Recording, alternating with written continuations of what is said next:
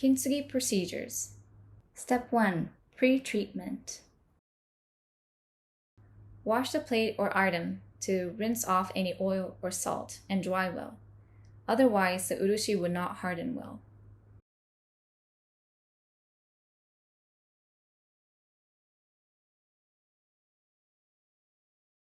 Chamfer, which means filing the edge of the broken items lightly with sandpaper.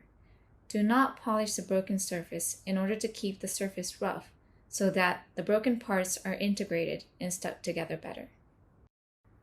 File the edges at about a 45-degree angle and make sure to file the entire edges and for all the broken pieces.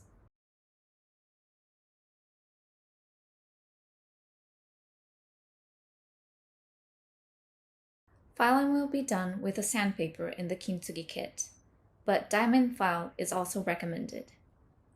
Once all the broken pieces are filed, let's match the pieces together. As long as there is a small gap, it's okay.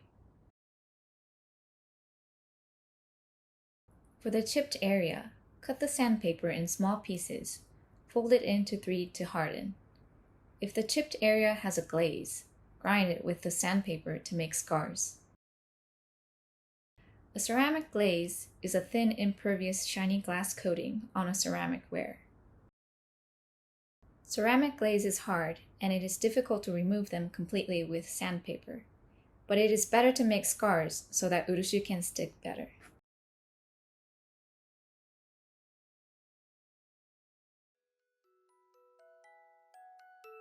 This Kintsugi tutorial video is produced by Tokyo Kintsugi Workshop, Tsugu Tsugu.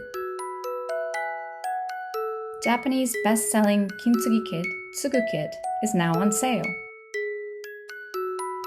Online Kintsugi Workshop is now open.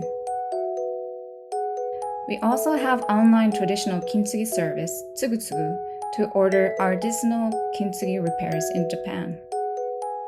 We create new value and experience by connecting broken items, people, and traditions through Kintsugi. Please press like if this video was helpful for you and follow our channel.